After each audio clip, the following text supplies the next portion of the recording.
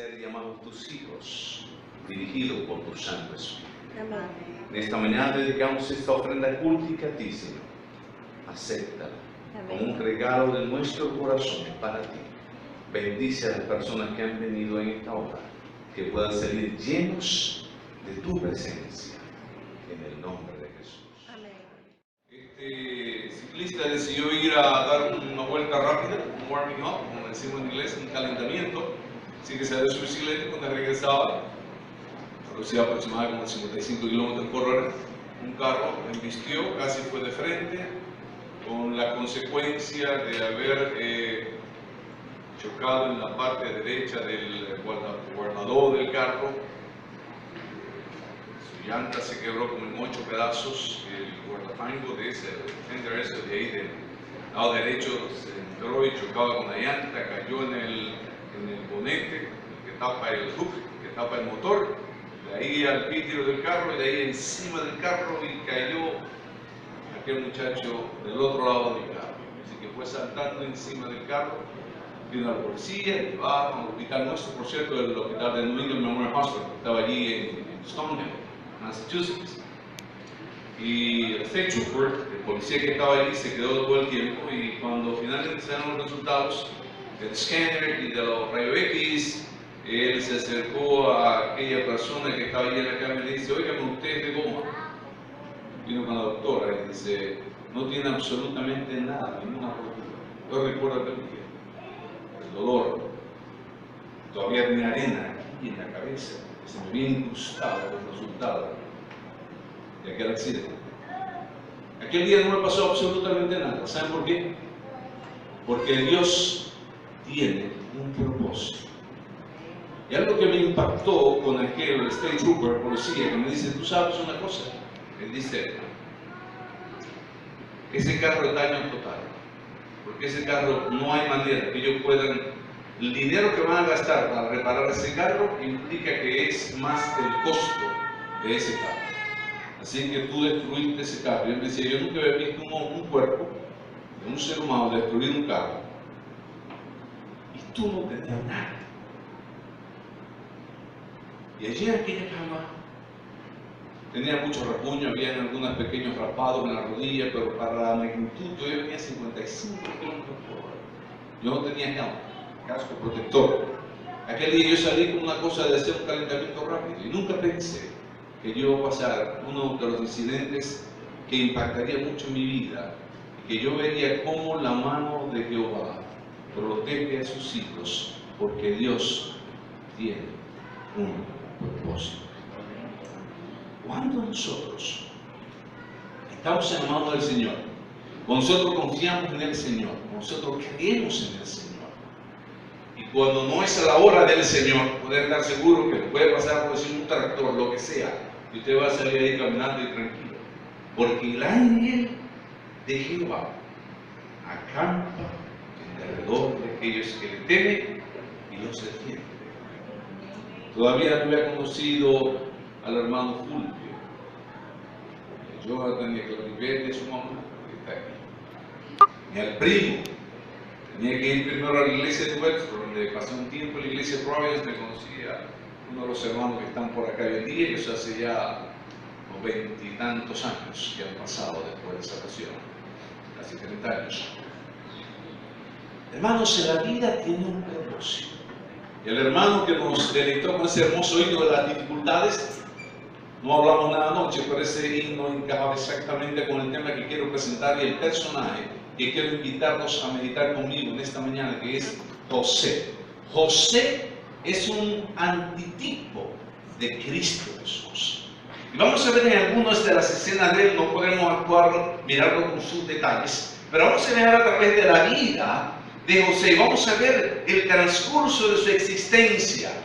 Vamos a ver cómo Dios se lo fue preservando a través del sufrimiento, del dolor, de las dificultades, de todas las crisis que él tuvo que afrontar, hasta llegar al punto donde Dios quería colocarlo a él para glorificar su nombre a través de él. Él no veía problemas o dificultades, él veía oportunidades. Y a menos que nosotros aprendamos a ver a través de la dirección del Espíritu Santo, vamos a estar viendo problemas y enfermedades y dificultades y problemas en la casa y dificultades en la universidad, y voy a ver que perdí mi trabajo y solamente voy a estar viendo problemas y dificultades, y no momentos en los cuales el Señor te coloca para desafiar tu relación con Él y ver cuánto tú crees en Él.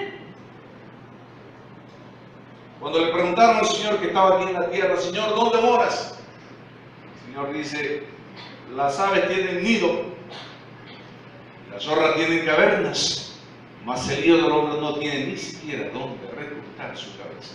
En un mundo materialista como el que vivimos, en el cual la persona es evaluada por los bienes que posee, algunas personas dicen, bueno, ese está montado, andando en un jipetón, ¿verdad?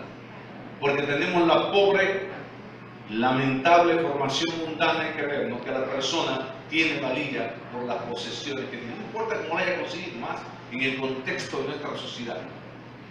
Nosotros vamos a ver en esta historia que la valía del ser humano consiste en que esa persona permita que Cristo el Señor enriquezca su vida, su existencia, dirija su vida, no importa las consecuencias, las condiciones que tenga que enfrentar en tu vida, el Señor te va a bendecir. Y no necesita tener ningún tipo de jipetón, ni tiene que tener una casa en Naco, ni en Piantini, o allá en el Mirador del Sur, o en la Anacaona, en lugares exclusivos de aquí, ¿verdad?, que son bastante costosos. Nosotros sabemos que el Señor, si te ha bendecido, gloria al Señor, te ha bendecido.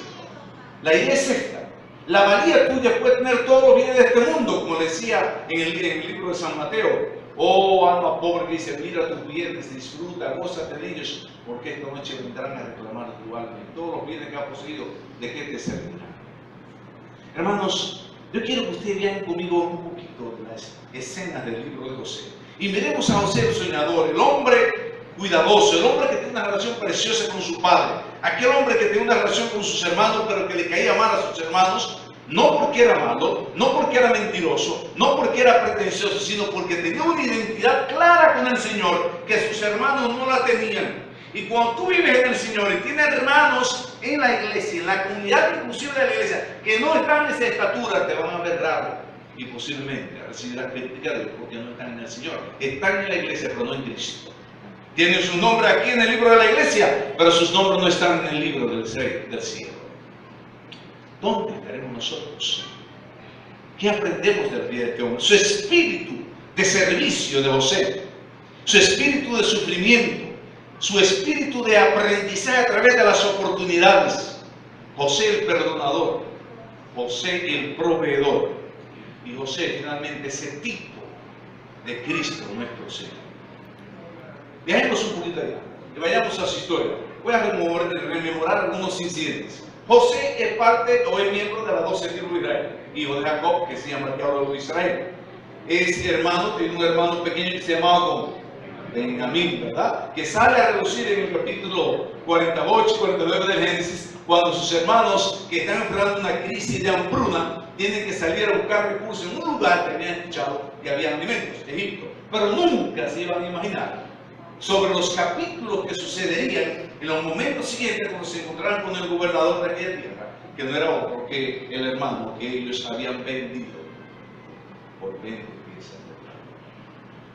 José en la casa, el joven que nace, el hijo de la amada de Jacob, aquel hombre que ama a su querida esposa y que murió, recuerdan, que murió de parto, su hermano pequeñito de Benjamín, de su hijo pequeño, el hermano pequeño de José, muere. Así que José, posiblemente el papá le dedicó mucho tiempo, mucha atención, pero era, vamos a decir, el niño mimado, el niño querido de él. Pero era un niño que tenía una inclinación y que tenía una receptividad, que escuchaba y no que entraba por aquí y salía por aquí, sino que él permitía que entrara por este oído, que ocupara las partes de los 4 lóbulos del cerebro, y él permitía que el Espíritu Santo procesara esa información y esas enseñanzas lindas que le daba aquel hombre de Dios. Su papá, más que nosotros. Cuando estamos en la iglesia, la semilla será lanzada, ¿verdad?, y va a caer en diferentes terrenos. Yo no sé en cuál terreno caerá el tuyo, espero que sea en el buen terreno, que pueda fructificar y traer fruto, no el que caiga en el camino, entre los pedregales o entre los arroz, sino que caiga un corazón que esté listo preparado para recibir la palabra de Dios, que es lo que ha venido a escuchar en esta mañana, y que pueda producir el fenómeno de la fruición y que te lleve a ti a la producción que Dios espera para ti, porque Dios te da mensaje a través del canto, a través de las alabanzas, a través de la lección de escuela sabática, a través de nuestro coro que estaba cantando himnos de alabanza, y ahí no solamente son himnos, ahí hay palabras profundas que si tú te pones a escucharlo con mucho cuidado, cada himno cantado es un sermón cantado. Y si nosotros ponemos atención, de verdad, y la mente está aquí, no en la casa, ya en las diferentes cosas, sino que estamos aquí en la iglesia, y la mente no se me va a ir para el negocio, ni para la universidad, ni la voy a dejar escaparse, a veces hay mentes escapistas, ¿no?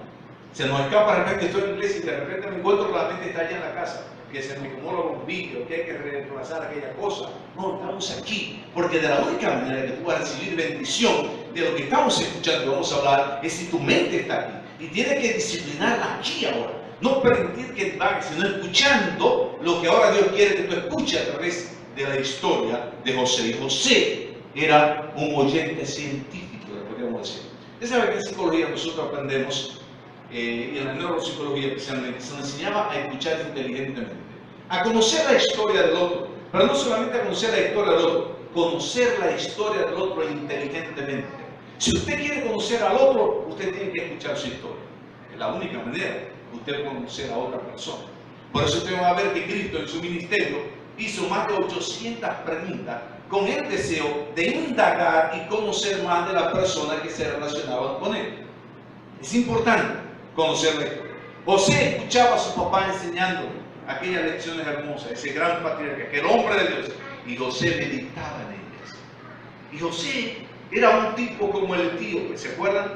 Que salió del culto allá en Jerusalén y cuando estaba parado en su carruaje leyendo, estaba repasando lo que él escuchó en el culto en Jerusalén. Y Dios envía a su mensajero para allá para que le lleve un mensaje y le dice, ¿tú entiendes lo que lee? Le dice, no entiendo, necesito a alguien que me explique. Y él viene y le explica. Y pasaba por un lugar que había agua, le dice, mira, aquí hay agua que impide que sea bautizado, así que él pide el bautismo. Le dice, no, no hay nada, si quieres en el Espíritu y descendieron y fue bautizado. Notemos esto. Cuando salimos de la iglesia, ¿en qué vamos a pensar? Si no quiero solamente que su mente esté aquí ahora, pero cuando salgamos de la iglesia, los que escuchan espiritualmente son las personas que seguirán repitiendo lo que escucharon aquí y van a seguir pensando en los pensamientos que vimos aquí. José era ese tipo de escuchante. Él escuchaba, meditaba, se sentaba, se iba solo tal vez en una de las praderas y seguía meditando y permitiendo que el Señor le enseñara más. ¿Somos nosotros ese tipo de personas que escuchan? Estamos de verdad escuchando y almacenando el hipocampo, el área más importante de almacenar nuestros pensamientos para luego traerlo al presente y poder recordarlos y el Señor utilizarlos para bendición. Así que José, en esa relación espiritual, una vez comenzó a tener unos sueños que eran el resultado de su relación con Dios, ineludiblemente. De lo que usted satura su mente es de lo que usted va a hablar y de lo que usted va a pensar. Usted está metido en un determinado negocio y le invierte a ese negocio 14 horas al día. Créanme, usted es lo que va a estar pensando en ese negocio. Eso es lo que ocupa más su mente. Por lo tanto, en lo que tú más ocupa tu mente es lo que tú vas a estar pensando. Pues José, en lo que más pensaba era en quién. En Dios. ¿En qué es lo que tú más piensas durante tu día? La universidad, va en tu carro, ¿qué va a pensar en poner el carro? Va a poner la emisora en vez de radio amanecer, es otro emisor escuchando toda clase de cosas. ¿Qué es lo que estamos poniendo en nuestra mente? Lo que quiero llevar al punto este, hermano, que si nosotros escuchamos algo de la palabra y permitimos que eso siga reproduciéndose en el día, ese va a ser lo que va, el pensamiento que va a gobernar mi día. Pero si yo lo que estoy dedicando el tiempo al canto, que escuché nuevo por ahí, un canto secular, que tiene que ver nada con el Señor, y lo estoy escuchando y repitiendo y cantando, y lo pongo y lo repito en el CD, en el carro, créanme. Usted no le está dando ni una oportunidad, ni un chance al Espíritu Santo para poder enseñarte, hablarte, inducirte, conducirte y llevarte donde Dios quiere llevarte en este día. José aprovechaba el tiempo y su mente estaba saturada de Dios. Y por eso él se soñaba de qué? Con las cosas de Dios, sencillamente. En su mente no había espacio y usted va a entrarlo. Ustedes han visto un solo pecado cometido por José en la historia de su vida. ¿Lo han encontrado, hermano Menelo? Miren, José, Daniel, son de algunos casos exclusivos que encontramos en la Biblia, que aunque confiesan ser pecadores, usted no lo ve como ejecutores de pecado. Y fueron tentados fuertemente. ¿Por qué? Porque cuando la mente está saturada, llena, preñada del Señor, no hay espacio para el pecado. El que permanece en mí, ¿qué dice Cristo? ¿Cómo? ¿Qué dice? El que permanece en mí, ¿no qué? No peca. Si yo permito que mi mente esté saturada de Cristo, no hay espacio para el pecado, no lo hay. Y por eso, tanto en la vida como de José como de Daniel, usted va a encontrar el prototipo de lo que Dios quiere que tú y yo sea. Pero si alguno hubiera pecado, esa es una condicionante, es una posibilidad. Porque cuando estamos en Cristo y representamos a Cristo, no podemos estar practicando los productos del mundo. ¿Verdad? Repito, si estamos en Cristo, Pablo menciona 135 veces el término en Cristo, en Cristo, en Cristo.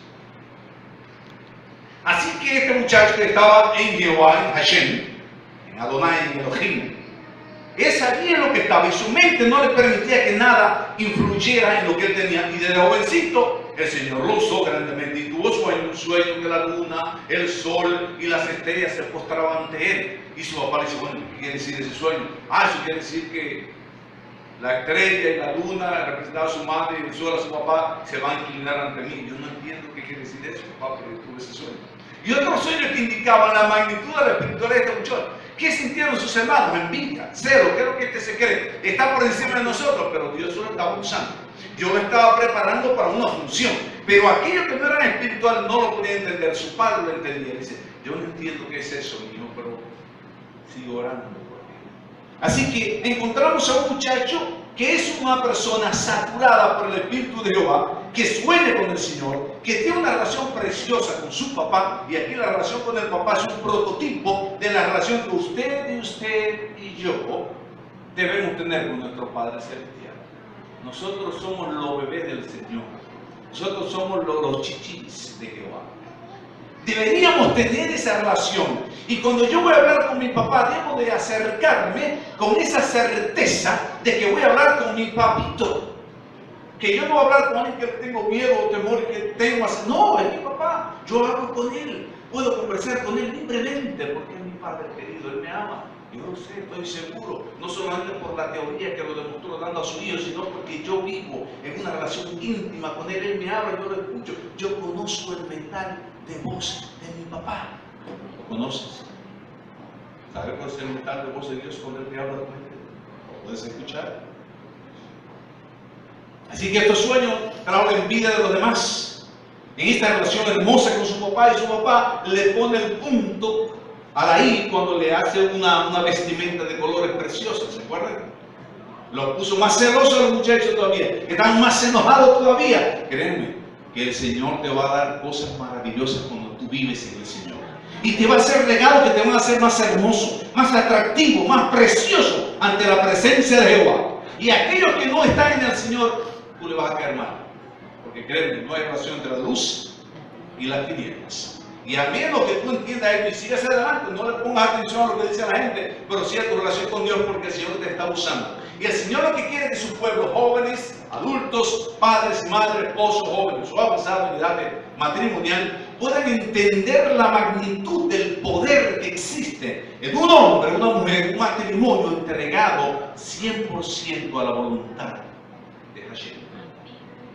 Y cuando esto pasa, va a pasar el fenómeno que pasó con este muchacho. Esa relación entre Israel, entre su papá y Benjamín, era una lección preciosa de lo que representa la relación tuya y mía con el Señor. El espíritu de servicio. Es otro ejemplo maravilloso que vemos en la historia de este muchacho. A pesar de la incitación, posiblemente a la cortada de ojos que le daban sus hermanos, posiblemente le decían cosas como de loco, encontraron la oportunidad de ellos vengarse de este que se quería poner por encima de ellos, pero no quería ponerse por encima de nadie. Sencillamente José era el resultado del trabajo del Espíritu Santo en la vida de José, nada más. Así que un día ellos estaban en el campo pastando las ovejas y su padre lo manda para que le lleve una comidita a ellos. Y cuando ellos vieron, ¿se acuerdan? Al soñador que viene caminando, ¿qué dijeron ellos? Ahí viene el soñador, vamos a ver si se le da este sueño ahora.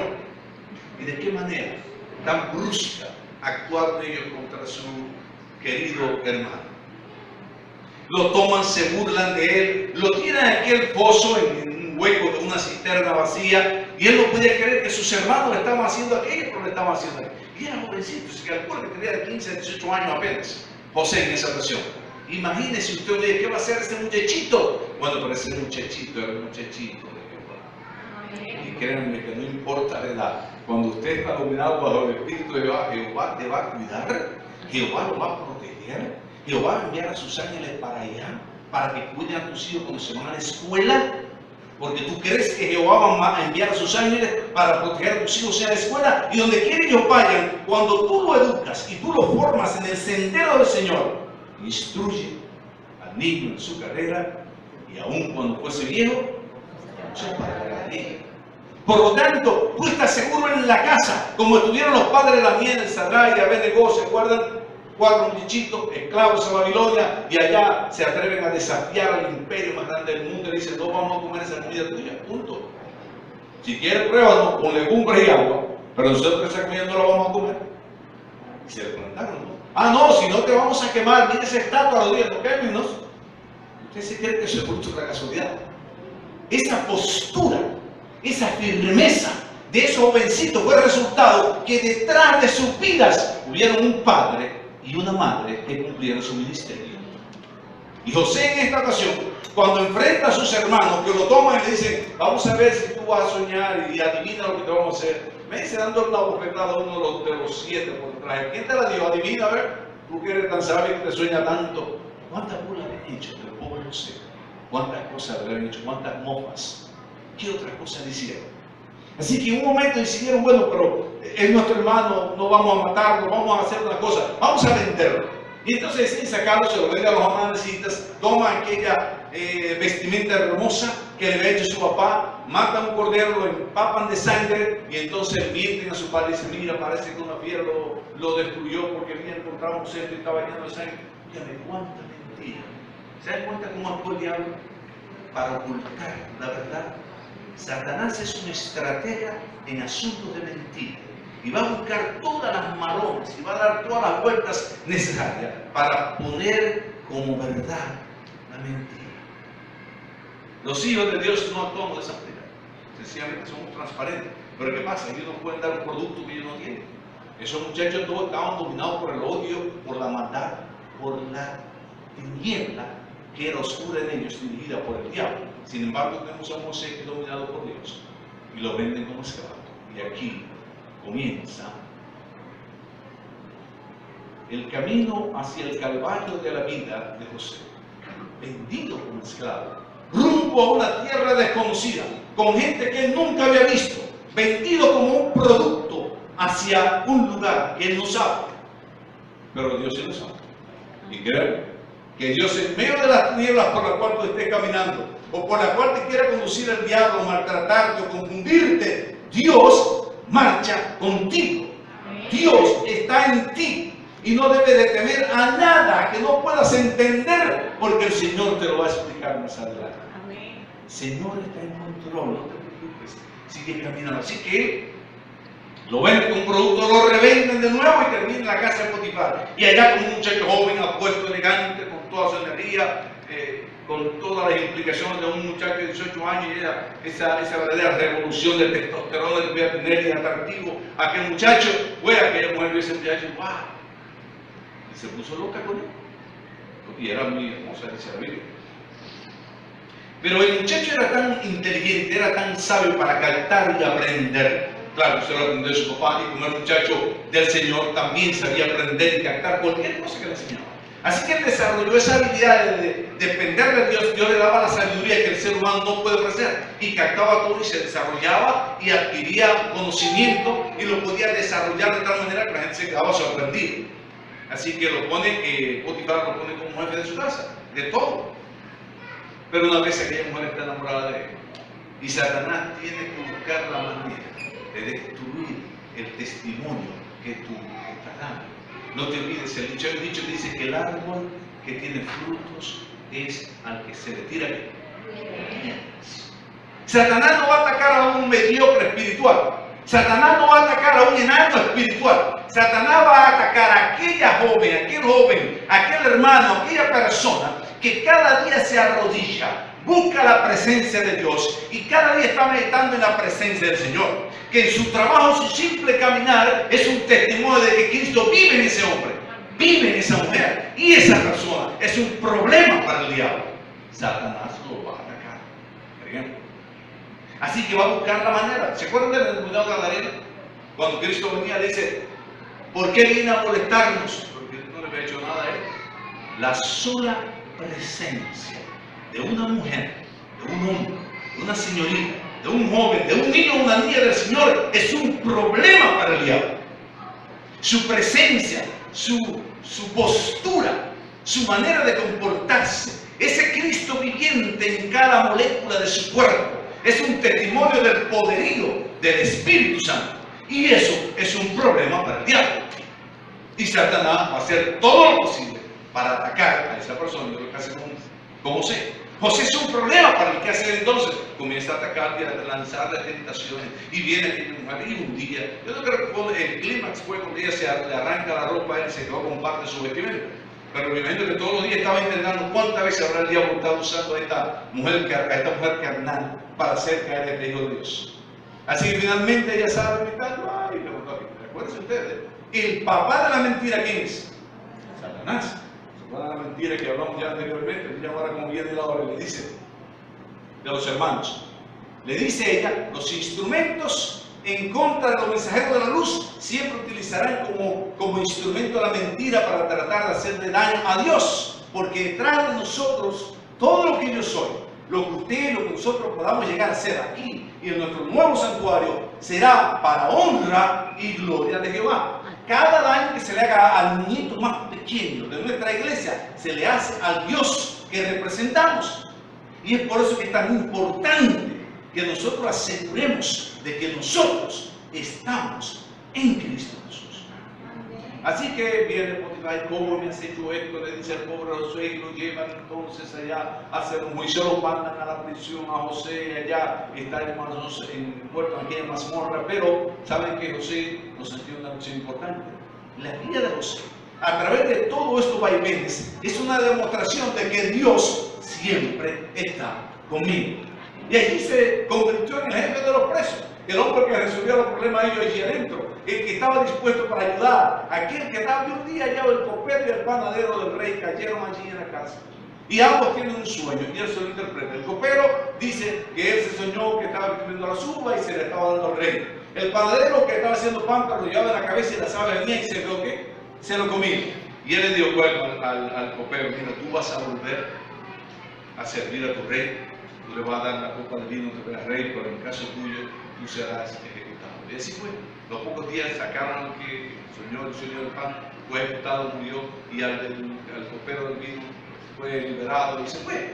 Y José dice: acuérdate de mí, le explicó su historia. Mira, estoy aquí injustamente, me ha pasado esto, estoy preso aquí por algo que yo no cometí. Yo nunca intenté tocar a esa señora, jamás fue ella, y le explicó todo. Pero él, como pasa generalmente con nosotros, ¿qué pasó? Se olvidó. A veces alguien nos hace un bien y olvidamos de la otra persona o del acto que hizo. Qué triste que nos olvidemos tan pronto de aquellos que han hecho cosas buenas con nosotros. Qué triste que nosotros olvidemos tan fácil los actos de bondad que alguien nos ha prodigado. Qué triste que nosotros nos olvidemos con esa facilidad tan monumental el hecho de que hay gente que en el camino de nuestra existencia han estado a nuestro lado, han dado la mano, nos olvidamos. Cuando yo estaba en el colegio, pasando las 1001 noches estudiando aquí en Bonao, en los años 76, por ahí 77, pasamos unos cuantos días de eso. Yo tenía que levantarme a las 3:30 de la mañana y tenía que levantar de 3:30 a las 4 y íbamos a ordeñar vaca. Ordeñando vaca de 4 a 7 de la mañana, en la mañana íbamos a tomar clases, en la tarde otra vez a ordeñar vaca porque eran vacas de doble ordeño. En la noche, desde que tuve mi doctorado, el primer doctorado que yo tuve fue en mapología, enviando los edificios de la administración allá. A pesar de que trabajaba tan duro, no podía conseguir la cantidad que era como 125 pesos en aquel entonces para poder pagar mi clase. Pero de alguna manera yo utilizaba algunos instrumentos que nunca me dijeron que eran personas anónimas que donaban dinero y lo ponían allí a mi cuenta.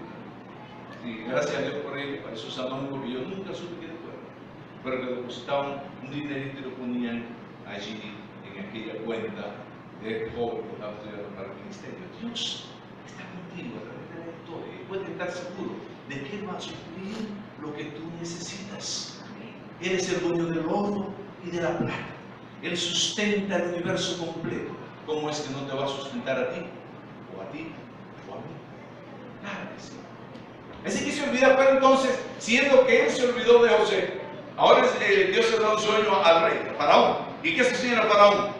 Se sueña que vienen 7 vacas flacas, que se comen 7 vacas gordas, y 7 espigas flacas, que toman 7 espigas gordas y frondosas y la destruyen. Y entonces el faraón comienza a buscar a quien interprete el sueño. Nadie puede interpretar el sueño. Y entonces el copero se acuerda.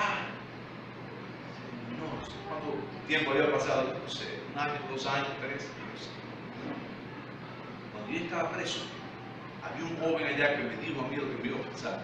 Manda a buscar a ese muchacho ahí, comienza a cambiar la historia de José. ¿Notan ustedes cómo fue aquella historia del pueblo cero que él estuvo transitando el sufrimiento, todas las penalidades? Pero José en cada ocasión veía una oportunidad, no una dificultad. Y el problema con nosotros es que cuando tenemos una dificultad, tenemos un desafío, nos echamos hacia atrás y decimos, ¿y ahora qué voy a hacer?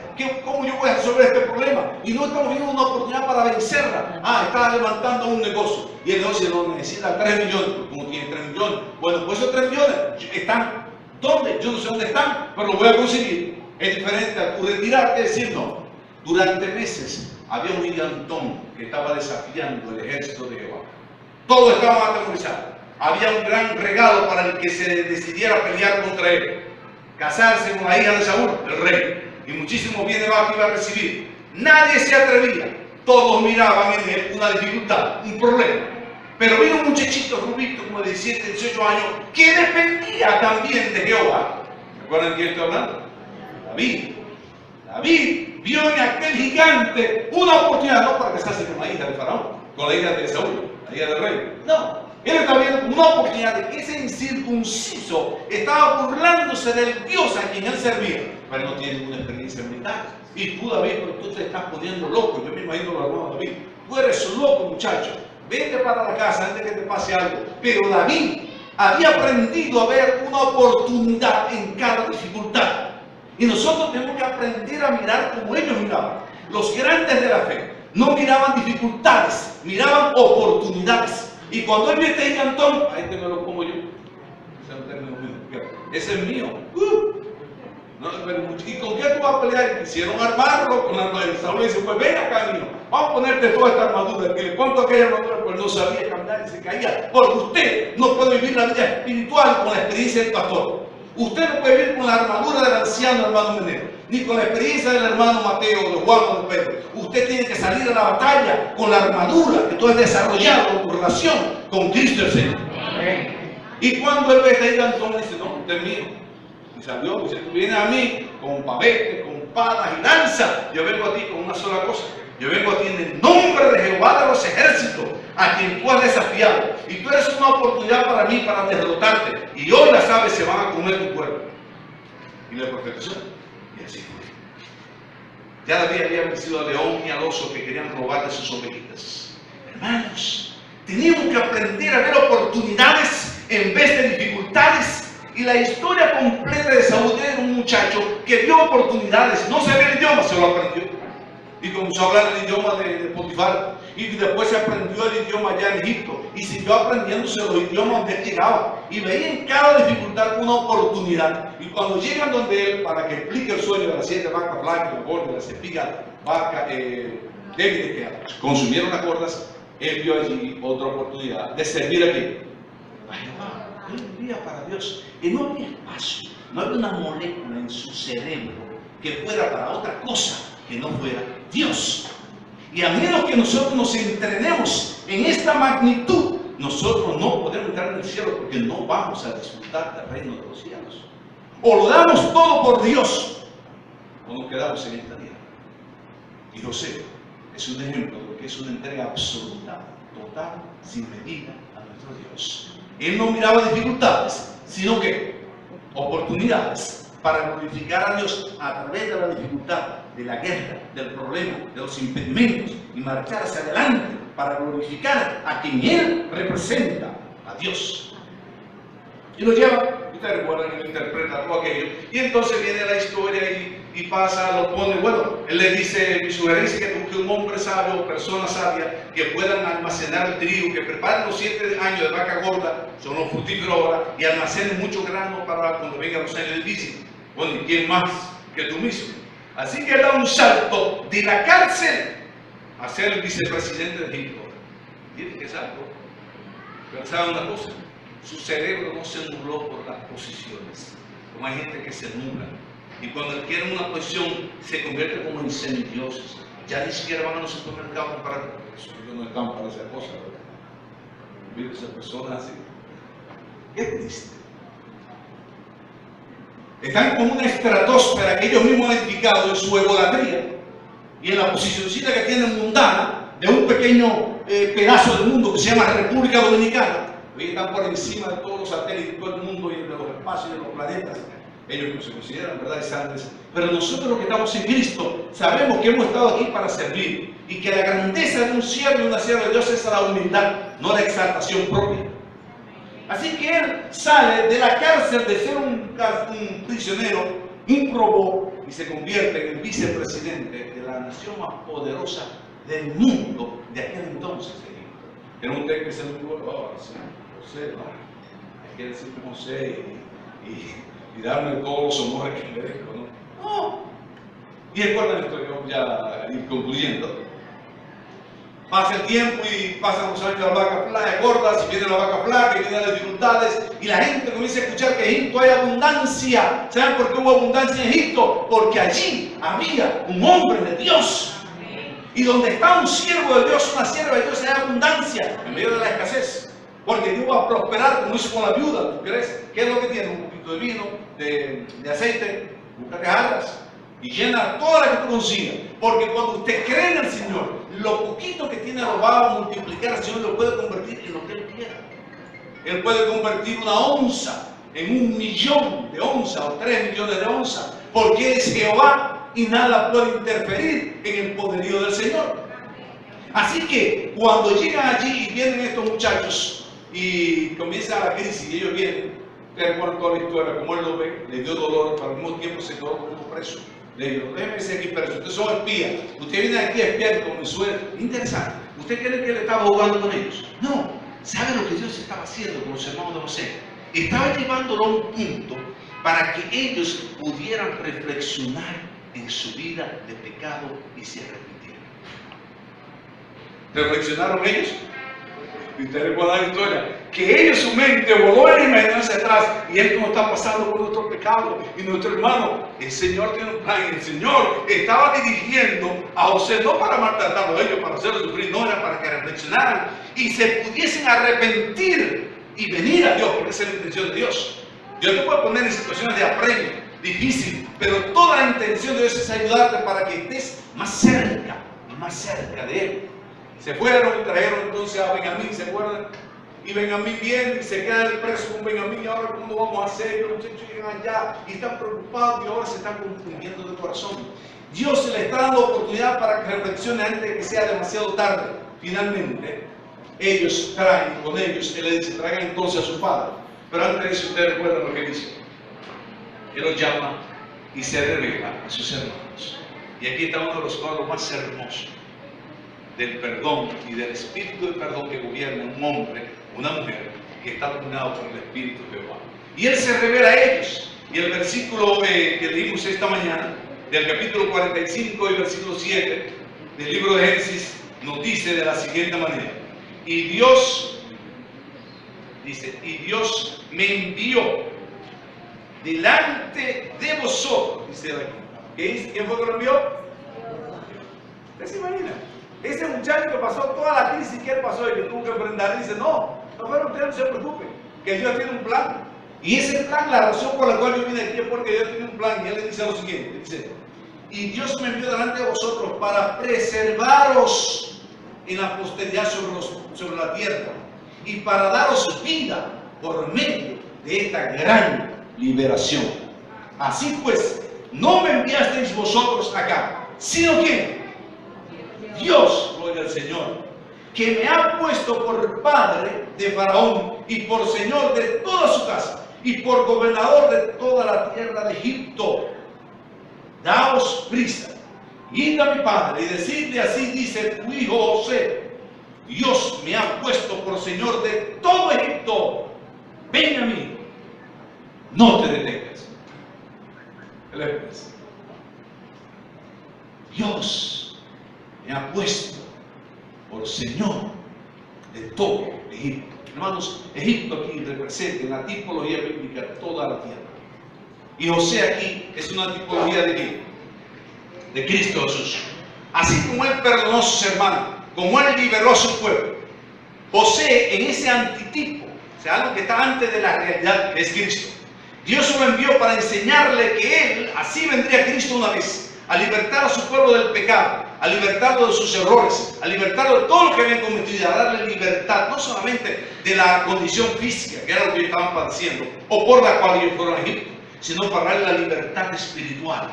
Cristo vino a esta tierra para redimirte a ti y a mí, vino para perdonarnos, y por eso, con su muerte en la cruz, Cristo se convierte en el libertador tuyo y mío. Él desató el que tenía el poder de la muerte, triunfó sobre la muerte, y te dice a ti y a mí que Él viene pronto, y que como José tú eres un vencedor aquí. Pero Cristo, así como José era un antitipo de Cristo, cuando Cristo vino a esta tierra también venció. Y sabemos su historia, toda la tentación, todo lo que Él sufrió. Cristo siempre triunfó y venció. Nunca perdió una batalla. De igual manera tú y yo, cuando confiamos en el Señor, dependemos del Señor, Él va a reproducir sus victorias en ti y en mí. No importa cuáles sean las circunstancias, o los problemas, o las dificultades, o las enfermedades. No hay nada que Jehová no pueda destruir, detener, quitar y ponerte a ti, como a José, en el lugar que Él tiene preservado para ti. Como José, queridos hermanos, aprendamos a ver oportunidades, no dificultades. Aprendamos a ver la mano de Dios dirigiéndonos hacia donde Él nos quiere guiar para hacer su santa y divina voluntad. Y que muy pronto Él regresará, nos tomará con Él y vamos a pasar con Él toda la eternidad. Gracias por la historia de José. Gracias por el privilegio que tenemos de que la victoria de José no solamente tinta y papel, es la realidad que yo y cada uno de tus hijos aquí en esta iglesia podemos vivir si te damos a ti la oportunidad de gobernar en nosotros. Quita en nuestra vida cualquier impedimento que esté siendo un obstáculo para que tu Espíritu Santo gobierne plenamente en nuestros hogares, en nuestras vidas, en nuestros negocios. Padre, depositamos nuestro ser en ti. Quita totalmente todas las arrugas que puedan estar siendo un impedimento de tu obra en nosotros. Gobierna en nuestros matrimonios, en nuestros hijos. Sed bendición, Padre, para aquellos que hoy en día nos visitan por primera vez. Aquellos que todavía no se han entregado a ti, Padre. Pedimos una bendición muy especial para que pronto puedan entregar sus vidas a ti y vivir en esa fe maravillosa que es la fe de Cristo Jesús. Bendice, Padre, a nuestros líderes de la iglesia. Bendice, Padre, la conclusión del santuario, que ya pronto estaremos allí, para que cuando nos traslademos a ese lugar, llevemos con nosotros la actitud correcta de alabarte y glorificarte.